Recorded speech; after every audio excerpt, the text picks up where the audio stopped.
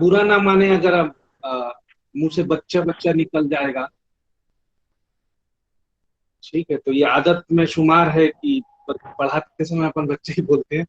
हमारे साथ में कई लोग ऐसे भी है जो हमारे साथ वाले भी होंगे। और कोई बच्चा देखिए, ये क्लास में आप जितना ज्यादा पार्टिसिपेट करेंगे उतना ज्यादा अच्छा है, और आप जितना इंटरेक्शन दिखाएंगे क्लास, वो उतनी अच्छी क्लास हो जाएगी। हाँ बताइए आयुषी, संविधान क्या है?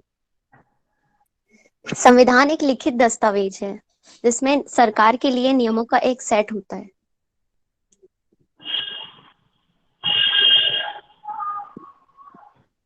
और ये भी अभी अब अगर इस परिभाषा को थोड़ा सा हम जांचें और परखें तो ये परिभाषा भी परिपूर्ण नहीं लगती है। ठीक है, किसी देश के संविधान को अगर हमको परिभाषित करना हो, वैसे परिभाषा देना बहुत कठिन है, लेकिन हम प्रयास करेंगे कि एक्चुअल में जो क्लास हम चलाने वाले हैं अभी आने वाले, मतलब अनुच्छेद 1 से लेके जो 395 तक के अनुच्छेद पढ़ेंगे, तो कम से कम ये जानने का प्रयास करते हैं इसमें इंट्रोडक्शन वाली क्लास में कि संविधान क्या होता है, वो उसको परिभाषित करने का प्रयास करेंगे। हाँ खोमेश बोलिए।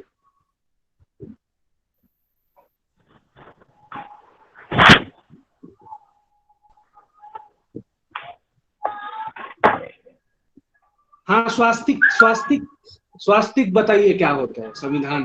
सॉरी सर, थोड़ा टेक्निकल प्रॉब्लम हो गया था। हाँ हाँ बोलिए बोलिए।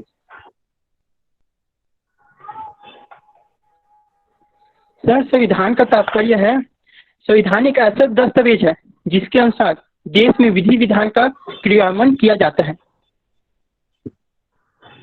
ठीक, लेकिन ये भी एकदम, अगर हम जो चीजें बाद में डिस्कस करेंगे तो उसपे, उस परिपाटी पे अगर आप उतारना चाहेंगे ना इस परिभाषा को, तो ये भी थोड़ा सा अपूर्ण परिभाषा लगता है। हाँ स्वास्तिक आप बताइए। Sir good afternoon. Good afternoon sir, constitution means a document having a special legal entity which sets out the framework and principal functions of organ of government, and especially sir, we have three organ: legislature, executive, judiciary, which sets out the principal function of organ of the government of a state, and it sir declares the principles governing the operation of those organs. मतलब sir ये जो हमारा जो भारत है, mainly तीन organ है: legislature, आपका executive और जुडिशरी। ये तीनों के बारे में जो कंप्लीट हमको सब चीज दे रहा है जनरली, ये है संविधान।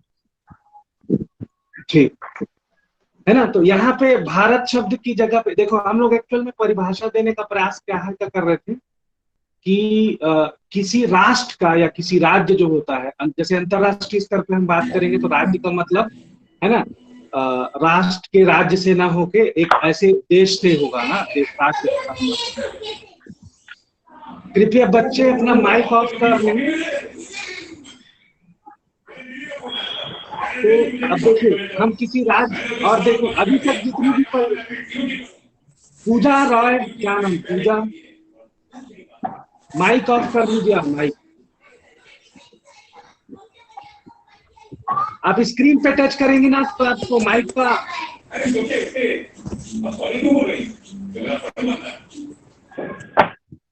ठीक है।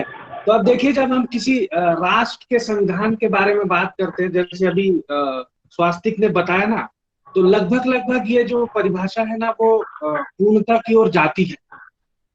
ठीक है, तो जब भी हम संविधान को परिभाषित करना चाहें तो सबसे पहले तो राज्य का संदर्भ आएगा। ठीक है, फिर राज्य के जो 3 अंग हैं, जैसे आप कहीं पे भी किसी भी राष्ट्र के बारे में बात करें तो जो राज्य है उसके 3 प्रमुख अंग हैं। तो मतलब ये माना जा सकता है लगभग जो पूर्ण परिभाषा, लगभग पूर्ण परिभाषा है। और कोई बोलना चाहेगा? सुनील, हाँ सुनील बताइए।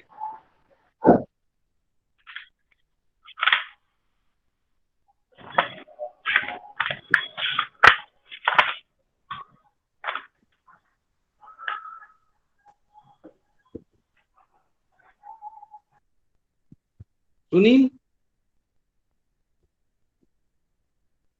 और कोई बच्चा? देखिए, आप जितना ज्यादा बोलेंगे ना यहाँ पे एक्चुअल में अ, आप अपना अपनी बुद्धि जितना खोलेंगे और विचार जितने दौड़ाएंगे, तो परिभाषाओं को याद करने की अपेक्षा क्या समझने का प्रयास करेंगे, तो आपको वो लाइफ टाइम वो चीजें याद रहेंगी। बच्चे हैं तो बहुत सारे। चंदन, हाँ चंदन बताइए।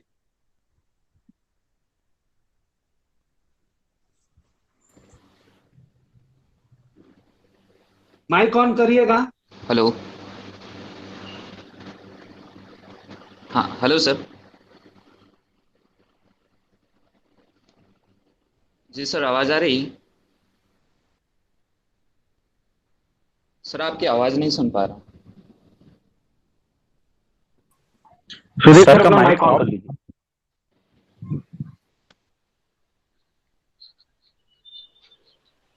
सुदीप सर माइक ऑन कर लीजिए अपना। हाँ चंदन, कौन अभी चंदन बोल रहे थे ना? हाँ चंदन बताओ।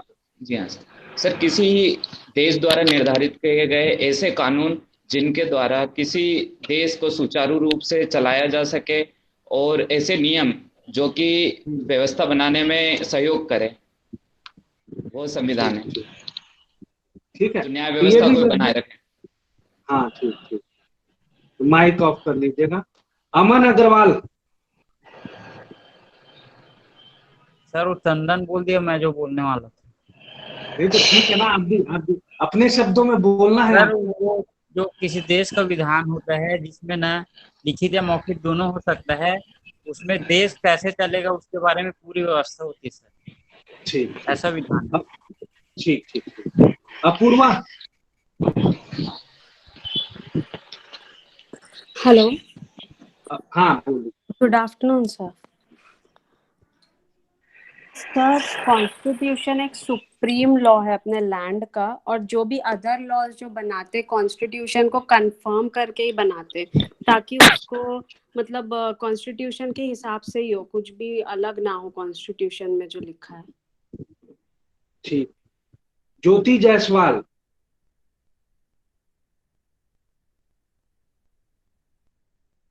माइक ऑन कर लीजिएगा ना।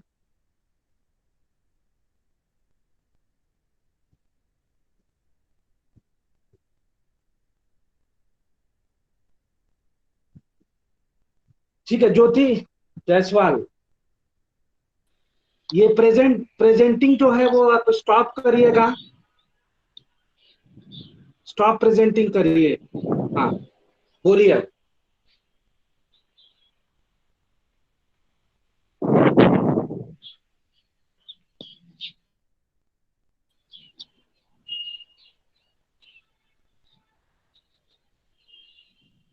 ज्योति आवाज आ रही है? बताइए संविधान क्या है। यस सर, सॉरी थोड़ा नेटवर्क इश्यू था।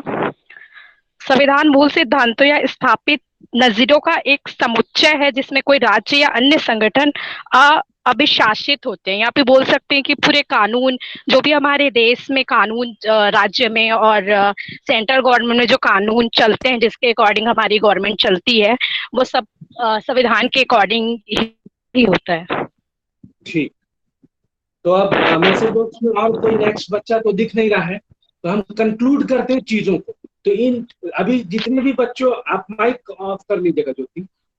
तो अब देखते हैं कि अभी जितने भी बच्चों ने परिभाषा देने का प्रयास किया और बताया अपने ज्ञान के अनुसार, तो वो सराहनीय है सभी बच्चों का। अब ये देखिए कि अब अगर हम इसको कंक्लूड करना चाहें, तो अगर हमसे कोई सवाल पूछता है कि संविधान क्या है, तो संविधान को अगर हमको परिभाषित करना है तो हम क्या करते हैं सबसे पहले कि राज्य क्या है, राज्य के प्रमुख अंग क्या हैं, और जब हम संविधान को पढ़ेंगे तो पढ़ने में हमको पता चलेगा कि इन ये जो तीन मुख्य अंग हैं सरकार के या राज्य के बोलना ज्यादा उचित होगा, तो राज्य के ये जो तीन प्रमुख अंग हैं उनकी संरचना के बारे में, उनके संगठन के बारे में और उनके क्रियान्वयन के बारे में उपबंध करने वाला लिखित दस्तावेज किसी भी राज्य का संविधान है, ऐसा कंक्लूड किया जा सकता है। तो आप ये याद रखिएगा कि तीन चीजों को बताना है आपको। मेन चीज क्या है? राज्य, राज्य के प्रमुख अंग, तो प्रमुख अंग को आप अगर बताना चाहें तो है ना, न्यायपालिका, कार्यपालिका और विधायिका। तो विधायिका का जो काम, अब इसी से कुछ कुछ क्वेश्चन ऐसे भी बनते हैं कि राज्य के प्रमुख अंग क्या हैं, तो आप ये बता सकते हैं कि विधायिका है, कार्यपालिका है और न्यायपालिका है। ठीक है। अब उसके बाद विधि का शासन शब्द आता है, तो उनमें भी आपको यही चीजें याद रखनी है कि इन तीनों चीजों को ही आपको बताना है। तो अब देखिए, जैसे विधायिका जो है, कुछ बच्चे ऐसे होंगे जो थोड़ा सा वैसे आजकल तो स्कूल लेवल पे भी कॉन्स्टिट्यूशन वगैरह पढ़ाते हैं, तो कुछ नया सब्जेक्ट तो नहीं होगा आप लोग के। तो अब क्या देखें कि राज्य के 3 प्रमुख अंग हो गए। विधायिका का कार्य होता है विधान करना, मतलब जो विधियां बनाना। कार्यपालिका का काम होता है कि उनको सुचारू रूप से उनका प्रचालन करना, क्रियान्वयन करना। कार्यपालिका से क्रियान्वयन जो शब्द है वो ज्यादा सटीक लगता है। उसके बाद न्यायपालिका। तो यहाँ पे क्या होता है कि अगर कार्यपालिका से चूक हो जाए या फिर न्याय चाहिए होगा, या विधायिका ने अपने क्षेत्राधिकार से बाहर काम किया होगा, या ऐसी विधियों का निर्माण किया होगा, या उनकी वैधानिकता को उनकी वैधानिकता की समीक्षा करनी है, ये चीजें अगर करनी होंगी तो ये न्यायपालिका का कार्य होगा। तो अब मैं आशा करता हूं कि बच्चों को संविधान शब्द को परिभाषित करने में, ठीक है, अब कोई ऐसा ज्यूरिस्ट नहीं है जिसके अकॉर्डिंग मैं मतलब ये बोल सकूं कि अकॉर्डिंग टू ये ज्यूरिस्ट जो है उसके अनुसार ये डेफिनेशन है। लेकिन अगर सामान्य रूप से अगर आप इतनी चीजें लिखते हैं कि किसी भी राष्ट्र के प्रमुख अंगों, विधायिका, कार्यपालिका, न्यायपालिका, ठीक है, लेजिस्लेटिव, एग्जीक्यूटिव बॉडी और जुडिशरी के ये 3 प्रमुख अंगों के संरचना, ठीक है, संगठन और क्रियान्वयन का जो प्रारूप देता है और जो लिखित दस्तावेज होता है, ठीक है, वो संविधान कहलाता है। और दूसरी चीज यहाँ पे है कि थोड़ा सा डाउट ये आ सकता है कि अगर आप थोड़ा और ज्यादा डिटेल में पढ़ें तो कि लिखित और अलिखित संविधान क्या होता है, इस पे थोड़ा सा कंफ्यूजन रहता है बच्चों को। तो कोई बच्चा अगर ये बताना चाहे कि इसमें क्या डिफरेंस होता है तो बता सकता है। मैसेज बॉक्स में आपको यस टाइप करना है, फिर मैं नाम बोलूंगा, फिर आप बताइएगा कि किसी बच्चे को ये पता है कि अलिखित और लिखित संविधान में क्या अंतर होता है। यहाँ पे शाब्दिक निर्वचन जो है ना वो मत करिएगा। अगर टेक्निकली आपको पता हो या आपने पहले कभी सुना हो, अमन अग्रवाल। सर, जो लिखित संविधान रहता है वो कोडिफाइड रहता है, और जो अलिखित संविधान रहता है वो कोडिफाइड नहीं रहता, व्यवस्थित नहीं रहता सर, लेकिन उसको लागू किया जाता है। मतलब ये उस परिपाटी में सही नहीं उतरेगा आपका परिभाषा। आनंदिता।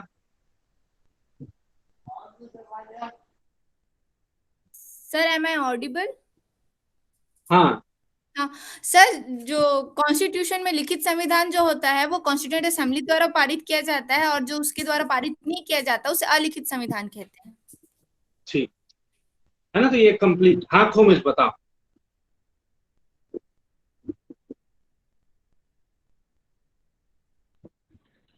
सर, अलिखित संविधान का एकमात्र उदाहरण ब्रिटेन का संविधान है। हाँ। और लिखित संविधान वे संविधान होते हैं जिसे संविधान सभा द्वारा एक निश्चित स्थान पर निश्चित समय पर पारित किया जाता है और वहाँ की संसद और सभी द्वारा सर्वमान्य होता है, वह लिखित संविधान है। अलिखित संविधान विकसित संविधान होता है। जी सर। ठीक है, तो यहाँ पे क्या हो गया, मतलब समझ में आ गया होगा बच्चों को कि लिखित और अलिखित संविधान में क्या होता है। तो ये तीनों परिभाषाओं को आप एक साथ जोड़िएगा तो पूर्णता प्राप्त कर लेंगे हम इस परिभाषा में। ठीक है, तो संविधान सभा द्वारा, और एकदम सामान्य बोलचाल की भाषा में हमको अगर बताना हो कि अलिखित जो लिखित संविधान है वो संविधान सभा द्वारा पारित होता है, वो लिखित संविधान होता है, और अलिखित संविधान जो है वो संविधान सभा द्वारा पारित नहीं होता है। तो आशा करता हूं मैं जो आज का परिचय था वो ठीक था और सभी बच्चों को समझ में आया होगा। अब हम आज की जो क्लास है उसमें चलते हैं। आज हम देखेंगे salient features of Indian constitution. तो जो भारतीय संविधान है उसकी मुख्य विशेषताओं पे हम चर्चा करेंगे, और इस चर्चा के लिए मैं हेमंत सर को बोलता हूं। हेमंत सर।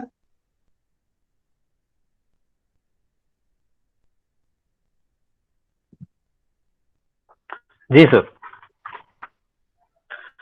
हेलो एवरीवन, पहले तो मैं अपना नाम बता दूं आप लोगों को। मेरा नाम है हेमंत नंदावरी और मेरा जो एलएलबी हुआ है वो हुआ है बनारस हिंदू यूनिवर्सिटी से। उसके बाद एलएलएम हुआ है बाबा साहब भीमराव अम्बेडकर इंस्टीट्यूट लखनऊ से, और मैं नेट और सेट दोनों क्वालिफाइड हूँ। करंटली मैं क्या रविशंकर शुक्ला विश्वविद्यालय में यूनिवर्सिटी में लॉ डिपार्टमेंट में as a guest faculty job कर रहा हूँ। ठीक है, तो आज हम लोग पढ़ने वाले थे आपका संविधान क्या है के बारे में। सर ने विस्तृत चर्चा की कि आपने समझा कि संविधान क्या है। एक मौलिक दस्तावेज है जिसमें अंगों का विभाजन होता है कि जो मुख्य जो 3 अंग है, विधायिका, कार्यपालिका, न्यायपालिका। इसके साथ साथ देखिए जो संविधान है उसमें एक चीज ये है कि जब संविधान को लिखित संविधान सभा द्वारा पारित किया गया तो उसके उपबंधों को इस तरह बनाया गया है कि कोई भी जिनको ये अधिकार और जिनको शक्तियां उसके माध्यम से प्रदान की गई है वो कहीं भी तानाशाही ना कर सके। इसलिए जो हमारा संविधान का एक मुख्य अंग है कि सारी चीजों को बांध कर एक सीमा, एक परिसीमा उसकी निर्धारित की गई है। तो इसको आप मत भूलिएगा। फिर हम आगे जो हमारी जो चर्चा है मेन वो है भारतीय संविधान की विशेषताओं पे। यहाँ पे जितने भी स्टूडेंट होंगे वो करीबन करीबन सारी चीजों को जानते होंगे कुछ हद तक। जिनको नहीं होगा वो मुझे बता सकते हैं। तो हम इसको शुरुआत करते हैं। तो देखिए एक सामान्य परिचय के तौर पे देखते हैं कि जो हमारा जो भारतीय संविधान की विशेषताओं में कि ये तो सबसे पहली बात है कि ये विश्व का सबसे बड़ा और सबसे विस्तृत लिखित संविधान है। इसके बारे में हम आप मुख्य बिंदुओं का भी ध्यान देते जाइएगा, फिर हम इसके अंदर की चीजों को आगे चल के डिस्कस करेंगे। फिर आपके जो भी सवाल होंगे वो आप मैसेज बॉक्स में डाल दीजिएगा, या इस क्लास के बाद जो सेकंड पार्ट का जो होगा उसमें आप अपनी सारी क्विज़ वो ग्रुप डिस्कशन के तौर पे या सामूहिक चर्चा के तौर पे होगा, जिसमें आप अपने क्वेश्चन पूछ सकते हैं और जिसका जवाब हर कोई दे सकता है। हम भी कुछ क्वेश्चन पूछेंगे जिसके हमें पता चले कि आपको हमारी बातें समझ आई कि नहीं है। ठीक, तो भारतीय संविधान की जो विशेषताएं हैं उसके बारे में हम चर्चा करना चाहेंगे। तो ये पहला तो आपने देखा कि विश्व का सबसे बड़ा और विस्तृत संविधान है। दूसरा जब हमने देखा है कि भारतीय संविधान में एक प्रस्तावना दी गई है। ठीक है, उसमें उस प्रस्तावना के माध्यम से भारतीय संविधान की सारी विशेषताओं का समावेश किया गया है। एक मोटा मोटी हम देखना का प्रयास करेंगे तो जो प्रस्तावना हमारी दी गई है, हम भारत के लोग से लेकर हम अंगीकृत आत्मनिर्भर करते करके जो बीच के हैं, तो उसमें क्या है आपका एक शब्दावली आई है। जो पहली लाइन है, प्रभुत्व संपन्न लोकतंत्रात्मक पंथ निरपेक्ष समाजवादी गणराज्य की स्थापना। तो इसको ये एक इसका बहुत ही महत्वपूर्ण बिंदु है इसकी विशेषताओं में। फिर जब हम संविधान के अंदर जब पहुंचते हैं तो इसमें देखते हैं कि यहाँ की जो सरकार के ढंग को बताया गया है वह संसदीय सरकार की बात करती है, संसदीय प्रणाली की बात करता है। संसदीय प्रणाली में प्रधानमंत्री मुख्य होता है, राष्ट्रपति नाम मात्र का होता है। उसके बाद जब हम संशोधन की प्रक्रियाओं के बारे में सोचने समझने का प्रयास करेंगे कि विशेषताएं जो हम देख रहे हैं कि जो भारतीय संविधान की जो विशेषताओं में है कि ये अत्यंत ही कठोर है और लचीला भी है, कि ये एक ऐसा मिश्रण तैयार किया गया है जिसमें वो कठोर भी है और वो क्या है लचीला भी है। उसके उपबंधों को हम अनुच्छेद 368 के तहत देख सकते हैं आगे चल के। फिर इसमें जो बहुत ही महत्वपूर्ण जो भारतीय संविधान के तहत हमको जो अधिकारों की बात करते हैं, जो मूल अधिकार कहलाते हैं, फंडामेंटल राइट्स कहलाते हैं, ये भाग 3 में वर्णित किए गए हैं और ये अनुच्छेद 14 से लेकर 35 में बताए गए। तो इन अधिकारों का एक व्यक्ति के लिए जो भी भारत में रहता है, एक व्यक्ति के लिए और यहाँ के नागरिक के लिए, ठीक है, उसमें से जो कुछ अधिकार है वो केवल नागरिकों को प्राप्त है और कुछ अधिकार दोनों को, जो अनागरिक और नागरिक दोनों को प्राप्त है। तो एक मोटा मोटी देखते हैं कि भारतीय संविधान यहाँ प्रत्येक व्यक्ति को, यहाँ मैं व्यक्ति शब्द की का प्रयोग कर रहा हूँ, तो प्रत्येक व्यक्ति को मूल अधिकार प्रदान करता है। फिर जो है इसके बाद आप जब भाग 4 की बात करेंगे तो उसमें बताया गया है डीपीएसपी, डायरेक्टिव प्रिंसिपल्स बताए गए हैं, या बोलते हैं जिसको राज्य के नीति निर्देशक तत्व। तो ये राज्य को एक दिशा निर्देश प्रदान करते हैं कि उनको कैसे देश के लोक हित में और लोक कल्याण के लिए कार्य करना है। तो ये इसकी बहुत ही महत्वपूर्ण विशेषता है। फिर इसकी जो एक और विशेषता है वो है केंद्र की ओर उन्मुख संविधान के तौर पे, कि जब भी हमारे जब देश में जब आपातकाल की परिस्थितियां आती है तो जो हमारी जो सारी सिचुएशन, जो तीनों जो 2 अंग है आपकी केंद्र सरकार और राज्य सरकार, तो राज्य सरकार की सारी शक्तियां किसके पास चली जाती है? आपकी केंद्र सरकार के तरफ। तो ये केंद्र की ओर उन्मुख है। आपातकाल की परिस्थितियों में क्या होता है कि सारी शक्तियां एक ओर चली जाती है तो वो केंद्र की तरफ हो जाती है। अब फिर हम बात करते हैं सॉरी कि जब हम लोकतंत्रात्मक देश की बात किए हैं तो यहाँ पे जब लोकतंत्र में क्या होता है, लोगों के द्वारा लोगों का शासन, तो उसी के लिए क्या डाला गया है, वयस्क मताधिकार प्रणाली इसमें डाली गई है। तो ये जो सार्वजनिक वयस्क मताधिकार प्रणाली है, इसके बारे में चर्चा करेंगे। तो ये एक विशेषता के तौर पे है कि जो हमारे संविधान में डाली गई है। फिर अब 3 अंगों की बात जो हम शुरू से करते आए हैं, विधायिका, कार्यपालिका और न्यायपालिका। तो जो भारतीय संविधान की एक बहुत ही महत्वपूर्ण विशेषता है कि इसने जो हमारी न्यायपालिका है उसको क्या किया है, दोनों जो अंग है उससे उसको स्वतंत्र रखा है। न्यायपालिका के संबंध में ये बोला जाता है कि वह स्वतंत्र और निष्पक्ष होगी, बिना बायसनेस के। और वह तो ये जो स्वतंत्र न्यायपालिका है, तो उसको उसमें प्रारंभिक अपीलीय अधिकारिता प्रदान की गई है। फिर जो इसका जो अंतिम होते हुए भी ये क्या है, बहुत ही महत्वपूर्ण बिंदु है, नागरिकों के मूल कर्तव्य, यह बोला जाता है इसको फंडामेंटल ड्यूटीज, जिसको हमारे 42nd अमेंडमेंट एक्ट 1976 से ऐड किया गया था, जो पार्ट 4A के तहत आर्टिकल 51A के तहत जोड़ा गया इसमें। तो उसमें आपके 10 जो मूल कर्तव्य बताए गए, जिसके माध्यम से क्या है कि जब इसका जो मूल कर्तव्य का जो मेन धारणा ये है कि जब राज्य या राष्ट्र आपको प्रति कुछ कर रहा है, तो जो यहाँ के जिन लोगों के लिए कर रहा है, अर्थात यहाँ के व्यक्ति और यहाँ के जो नागरिक है, उनका भी ये कर्तव्य है कि वो राष्ट्र की गरिमा को, उसकी अखंडता को बनाए रखे। इसके लिए इन मूल कर्तव्यों को इसके तहत डाला गया है। तो जो अब हम इसकी एक जो चर्चा हो गई एक मोटे बिंदुओं के तौर पे कि हमारे जो संविधान की मुख्य विशेषताओं की बातें क्या थी। अब इसको हम चलते हैं आगे। तो जो सबसे पहला जो है आपका विश्व का सबसे बड़ा और विस्तृत संविधान के तौर पे इसको देखते हैं। तो इसमें आपके कुल कितना, कुल 22 भाग हैं, 395 अनुच्छेद है और 12 अनुसूचियां इसमें सम्मिलित की गई है। तो इसके पहले जब देखिए हमारा जब भारतीय संविधान शुरू में जब प्रारंभ किया गया, या जब मूल रूप से जो था 1949, 26 नवंबर 1949 को जब ये अडॉप्ट किया गया था, तो उस समय हमारे जो संविधान की प्रस्तावना थी, एक 395 अनुच्छेद थे इसमें, जो 22 भागों में विभक्त थे। और उस वक्त हमारे पास केवल 8 अनुसूचियां थी। ठीक, ये बात है आपकी 1949 की। आज के समय में अगर हम देखेंगे तो इसमें कुल 22 भाग है, 10 के तहत 395 अनुच्छेद है, लेकिन जो अनुसूचियों की संख्या है वो बढ़कर हो गई आपकी 12। तो और जैसे ये जो 22 भाग हैं, तो इनमें भी क्या हुआ, जैसे हमने बात की फंडामेंटल राइट्स की, तो ये आया 4A, यह 4 भाग 4 के तहत जोड़ा गया। ठीक है, तो 4 का भी जब हम इसको बात करते हैं तो ये इस तरह से अगर इसको जो देखा जाएगा आगे कि इसमें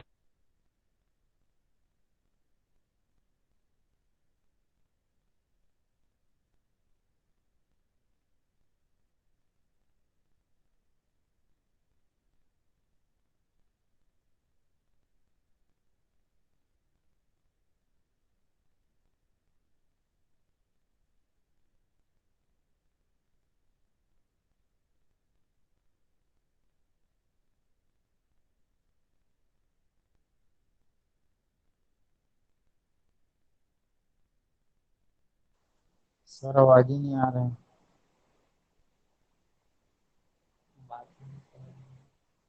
म्यूट हो गया।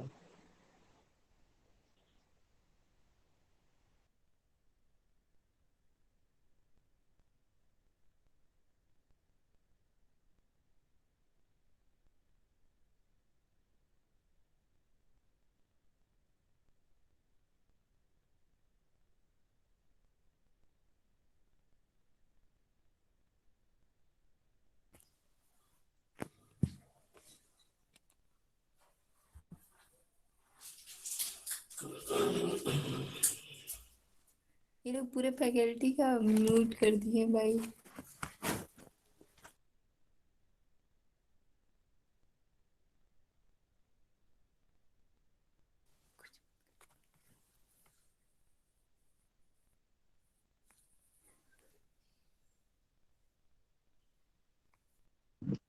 हेलो। तो देखिए अब जैसे आगे चलते हैं हम कि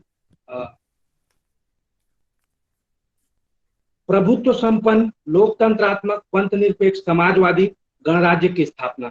तो इसकी विस्तृत चर्चा हम करेंगे जब प्रस्तावना देखेंगे, तो उस वाले विषय में देखेंगे तो इनकी विस्तृत चर्चा करेंगे। साधारण रूप से हम ये देखने का प्रयास करते हैं। देखिए प्रभुत्व संपन्न का मतलब ये होता है कि जो राष्ट्र या राज्य जो है वो अपने आंतरिक और बाह्य मामलों के लिए स्वतंत्र हो, ठीक है, उसको स्वतंत्र प्रभुत्व संपन्न या संपूर्ण प्रभुत्व संपन्न राष्ट्र बोला जा सकता है। तो वैसे ही लोकतंत्रात्मक, पंथ निरपेक्ष, समाजवादी गणराज्य की स्थापना, तो देखिए कि प्रभुत्व संपन्न जो है वो बाह्य नियंत्रण से मुक्त होता है और आंतरिक और बाह्य मामलों के लिए वो स्वतंत्र होता है कि वो जैसे भी निर्णय लेना चाहे ले सकता है। फिर लोकतंत्रात्मक जो है वो जनता के लिए जनता के द्वारा शासन जो है वो लोकतंत्रात्मक कहलाता है। उसके बाद देखिए पंथ निरपेक्ष जो है वो सभी धर्मों के साथ समान व्यवहार करना। इसकी जगह पे अगर हम ये बोलना चाहें कि राज्य का कोई विशेष धर्म नहीं होगा तो ये ज्यादा उचित होगा। और यहाँ पे जैसे हम अपने पड़ोसी मुल्कों को देखें अगर कि पाकिस्तान है या बांग्लादेश है तो ये इस्लामिक राष्ट्र, तो ये जो राज्य है उनका एक विशेष धर्म है मुस्लिम धर्म।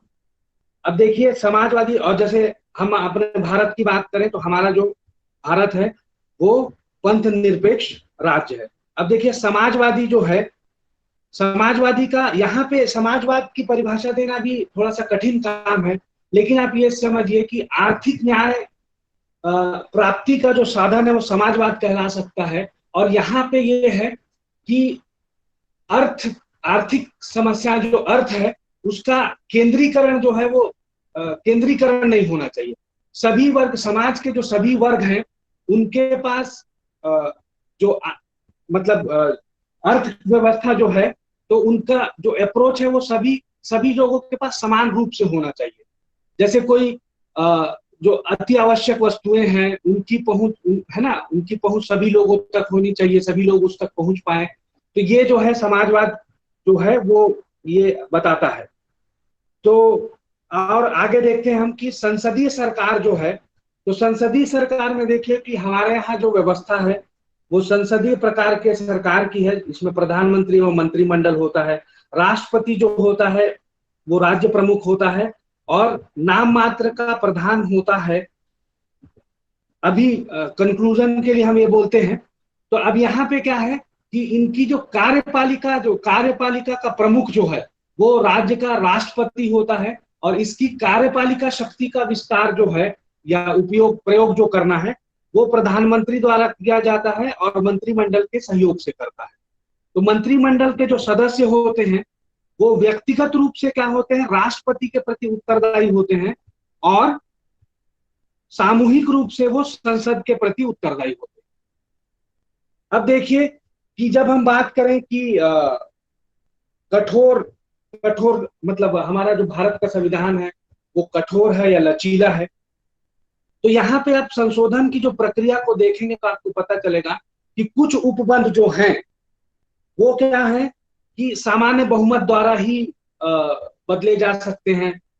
फिर उसके बाद हमारे 2/3 बहुमत लगेंगे आपको राज्यसभा और लोकसभा के। और उसके बाद क्या है कि कुछ ऐसे प्रावधान दिए गए हैं अनुच्छेद 368 में जिसमें आपको राज्यों का अनुसमर्थन भी जो है वो प्राप्त करना होता है 50% से अधिक। तो अब यहाँ पे देखिए कि आप अगर इसको सारांश रूप में समझना चाहें और जब हम इनका सारांश निकालने का प्रयास करेंगे तो जो भारत का संविधान है उसको हम ना तो पूर्ण रूप से कठोर कह सकते हैं अमेरिका की तरह और ना ही ब्रिटेन की तरह इतना लचीला प्रोसीजर है यहाँ। तो ये सम्मिश्रण है कठोरता का और लचीलेपन।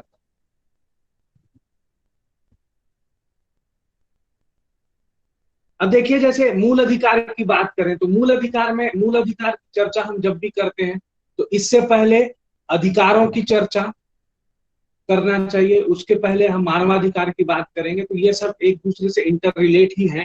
और जो मूल अधिकार है, जैसे हमको अगर एक शब्द में या एक वाक्य में हमको अगर मूल अधिकार को परिभाषित करना हो तो आप ये बोलें कि जिन मानव अधिकारों की चर्चा या संदर्भ संविधान के भाग 3 में दिया गया है उन सभी अधिकारों को हम मूल अधिकार के नाम से जानते हैं। तो मूल अधिकार में जब आप देखेंगे तो ये समता का अधिकार है, उसके बाद स्वातंत्र का अधिकार है, प्राण और दैहिक स्वतंत्रता का अधिकार है, बंदीकरण एवं निरोध के विरुद्ध संवैधानिक संरक्षण है, धार्मिक स्वतंत्रता का अधिकार है, संवैधानिक उपचारों का अधिकार है। तो इन सब विषयों को हम जैसे जैसे क्लास आगे चलते जाएगी तो विस्तार रूप से चर्चा करेंगे।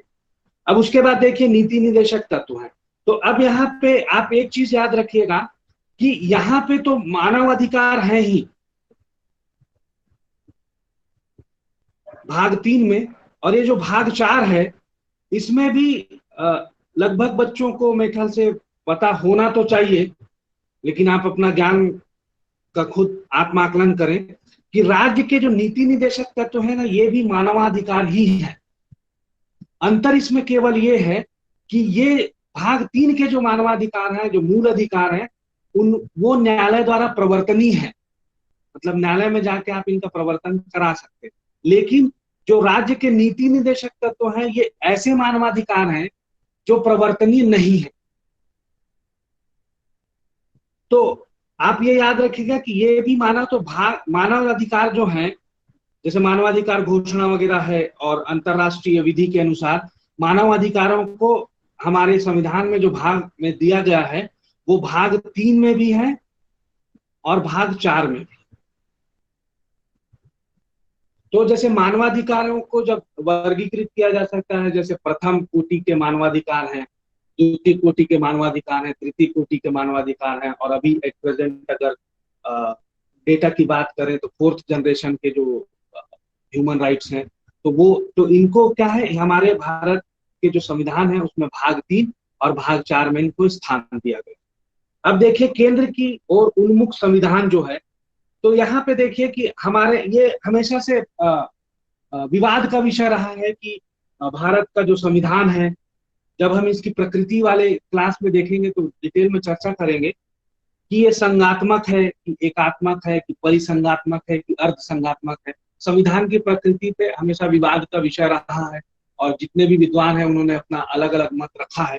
लेकिन यहाँ पे अगर आप सारांश रूप में समझना चाहें और परिणाम निकालना चाहें तो केंद्र की ओर उन्मुख संविधान दिखता है, क्योंकि हमारे संविधान सभा में जो संविधान निर्मात्री सभा थी और उनके जो सदस्य थे, वो हमारे भारत देश का निर्माण एक ऐसे राष्ट्र के रूप में करना चाहते थे जो सशक्त हो। और अगर आप आपातकाल की स्थिति देखेंगे तो हमारा जो संविधान का स्वरूप है वो आपातकाल की स्थिति में एकात्मक रूप ग्रहण कर लेता है। अब अगले जो विशेषता है वो देखते हैं हम वयस्क मताधिकार की। तो देखिए कि ये जो 18 वर्ष से वयस्क, मतलब 18 वर्ष से कम आयु का नहीं होना चाहिए, उसके बाद जो 18 वर्ष की आयु अगर कोई व्यक्ति प्राप्त कर लेता है, तो यहाँ पे व्यक्ति में आप इंक्लूड करेंगे पुरुष और महिला दोनों को। तो यहाँ पे हमारे यहाँ वयस्क मताधिकार की व्यवस्था की गई है जो 61वें संविधान संशोधन से लाई गई थी। अब उसके बाद देखिए स्वतंत्र न्यायपालिका। तो स्वतंत्र न्यायपालिका में प्रारंभिक अधिकार दिया हुआ है, अपीलीय अधिकारिता दी गई है, और यहाँ पे जो जजों का मतलब जो न्यायाधीश होते हैं उनका स्थानांतरण है, उनकी नियुक्ति के बारे में जो कॉलेजियम सिस्टम चलता है वो, तो ये सब जो चीजें हैं वो बताती हैं कि स्वतंत्र न्यायपालिका है। विधियों का पुनर्विलोकन करने की शक्ति जो है, ये सभी अधिकारों को जब आप एक रूप से देखेंगे तो आपको पता चलेगा कि हमारे भारत देश में स्वतंत्र न्यायपालिका की व्यवस्था की गई है। रूल ऑफ लॉ भी अप्लाई होता है बहुत हद तक। तो ये आप देख सकते हैं स्वतंत्र न्यायपालिका, इसकी एक विशेषता है। उसके बाद देखिए एकल नागरिकता।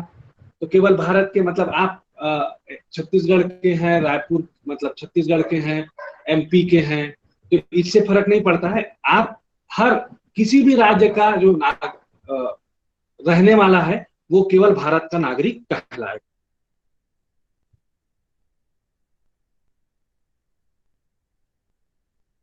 और यहाँ पे ये चीज दी हुई है कि राज्य अथवा प्रांत का नहीं बल्कि वो भारत का ही नागरिक कहलाएगा। फिर पंथ निरपेक्ष राज्य की स्थापना है। राज्य का कोई धर्म नहीं होगा, समान आदर समान सम्मान मिलेगा, इन चीजों की व्यवस्था की गई है। फिर नागरिकों के मूल कर्तव्य हैं, उनकी व्यवस्था की गई है। 42वें संविधान संशोधन से आया था ये। तो अब यहाँ पे देखिए कि ये थोड़ा सा इंटरेस्टिंग टॉपिक है कि जब आप अधिकारों की बात करते हैं ना, तो अधिकार और जो कर्तव्य होते हैं वो सहवर्ती होते हैं। तो जो थ्योरीज आप पढ़ेंगे जैसे जूरिस्प्रूडेंस वगैरह में जब आप पढ़ते हैं चीजों को, तो आपको ये पता चलता है। और ये भी हमेशा से विवाद का विषय रहा है कि कर्तव्य या अधिकार, जैसे हम पर्सन की बात करते हैं, व्यक्ति की बात करेंगे, तो व्यक्ति की परिभाषा देने के लिए हमको अधिकार और कर्तव्य को डिफाइन करना पड़ता है।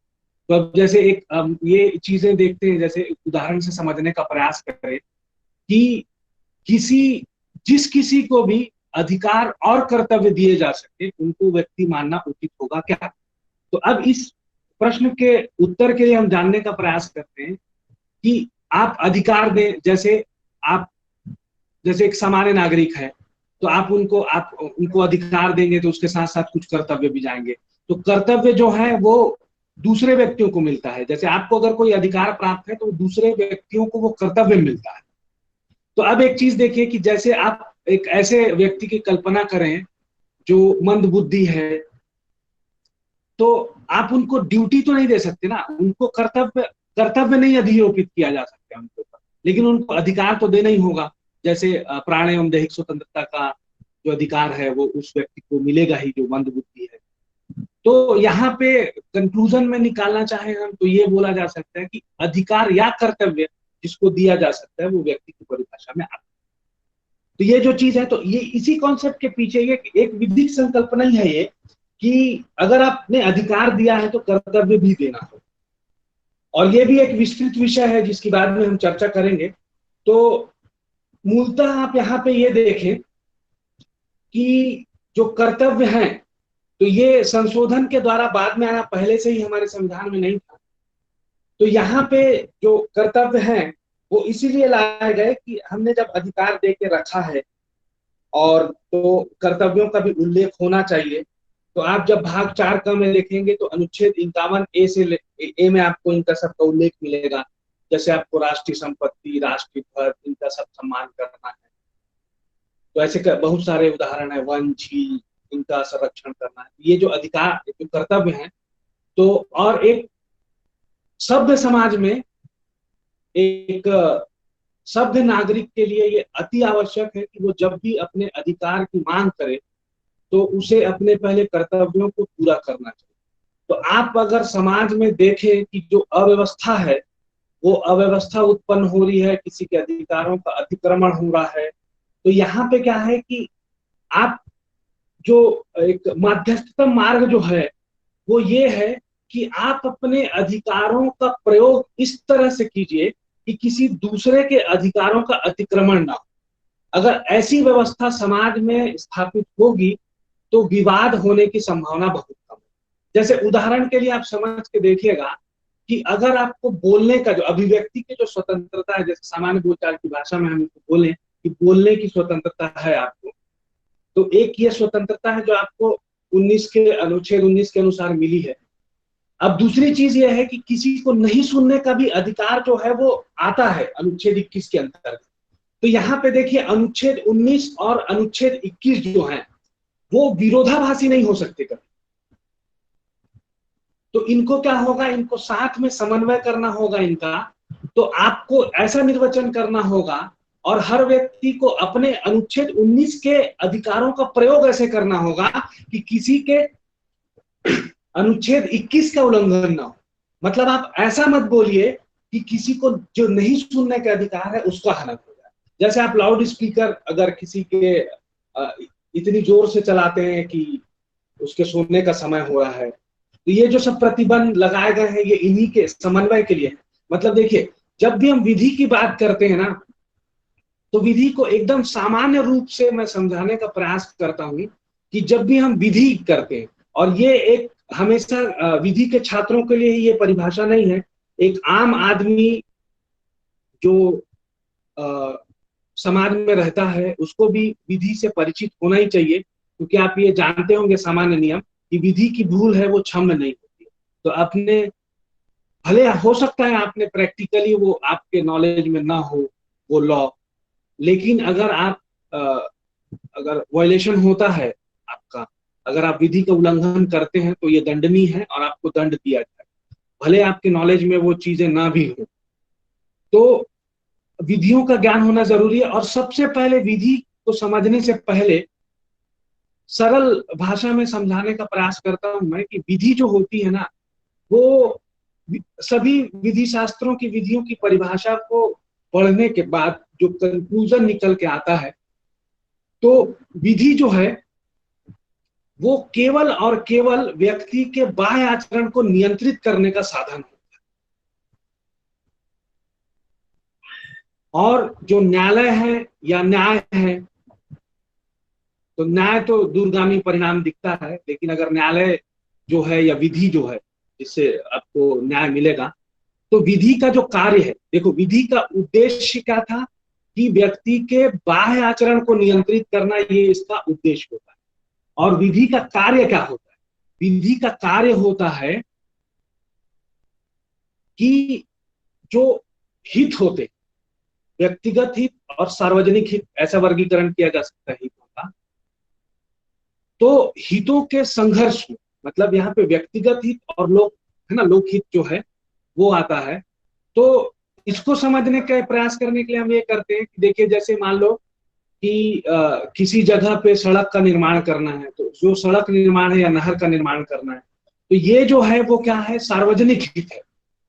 और व्यक्तिगत हित किस व्यक्ति का है कि उस जमीन पे, उस रास्ते पे या जहाँ पे हमको बनाना है, वहां पे अगर किसी भी प्राइवेट व्यक्ति का या व्यक्तिगत किसी आदमी की जमीन है, तो उस जमीन का अधिग्रहण करना है और उसको उस जमीन का उपयोग करना जो अधिकार है वो व्यक्तिगत हित में आता है, और उस जमीन का अधिग्रहण सार्वजनिक हित में करना है, इसलिए सार्वजनिक हित है। तो यहाँ पे हमेशा विधि का जो कार्य होता है, तो विधि का कार्य होता है हितों के संघर्षों को न्यूनतम करना। ठीक है, हटाना असंभव है, संघर्ष ना हो ऐसा भी असंभव है, क्योंकि समाज हमेशा गतिशील होता है और आप इनका जो घर्षण है, इस घर्षण को कभी कम नहीं कर सकते आप। तो लोकहित और व्यक्तिगत हित के संघर्ष को कम से कम करना विधि का कार्य होता है। तो विधि का कार्य, जैसे इसी समस्या को हम अगर विधि कैसे सॉल्व करेगी, उस चीज को हमको अगर देखना है, तो क्या करेंगे हम कि विधि क्या करेगी कि उस व्यक्तिगत हित जो था व्यक्ति का, उसको कंपनसेट मतलब क्षतिपूर्ति देके सार्वजनिक हित में कार्य करने वाला जो साधन है वो हो गया राज्य। तो राज्य के ऊपर ये कर्तव्य अधिरोपित करती है कि उस व्यक्ति के व्यक्तिगत हित जिसकी क्षति हो रही है उसकी क्षतिपूर्ति की जाए। तो यहाँ पे जो व्यक्तिगत हित था और दूसरा जो लोकहित था, उसके बीच में जो संघर्ष हो रहा था, तो उस संघर्ष को न्यूनतम करने का प्रयास किया विधि ने। और क्या किया कि व्यक्तिगत हित रखने वाले को क्षतिपूर्ति देके सार्वजनिक हित में उसकी जमीन का या उसकी संपत्ति का अधिग्रहण। तो ये था विधि का कार्य। तो आज हमने आज की क्लास में ये देखा कि संविधान क्या है, भारतीय संविधान की विशेषताएं देखी। ये तो संक्षेप में था, इस विषय पे और चर्चा की जा सकती है। बहुत सारे बिंदु हैं जो संविधान की विशेषताएं बताते हैं, जैसे कम से कम हम 22 बिंदुओं पे चर्चा कर सकते हैं, लेकिन संक्षेप रूप में आपको ये इंट्रोडक्शन वाली क्लास थी, इसलिए समझाने का प्रयास किया गया कि ये चीजें होती हैं ऐसे करके। और तीसरा जो प्रश्न था या तीसरी जो समस्या थी कि विधि क्या है, विधि का उद्देश्य क्या होता है और विधि का कार्य क्या होता है। तो इन प्रश्नों के उत्तर या इन समस्याओं के उत्तर को हमने आज जाना। तो मैं आशा करता हूं कि ये जो चीजें हैं आपको समझ में आई होंगी। तो ये जो पार्ट 1 था ये यहीं पे खत्म होता है और पार्ट 2 जो है अब वो चालू होगा। तो अगर किसी छात्र को कोई डाउट हो, कोई समस्या है या किसी विषय पे और जानकारी चाहिए होगी इसी से संबंधित, आज हमने जो क्लास की है उसी सब्जेक्ट से, उसी टॉपिक से रिलेटेड अगर आपको कोई डाउट होता है तो आप पूछ सकते हैं। हेमंत सर।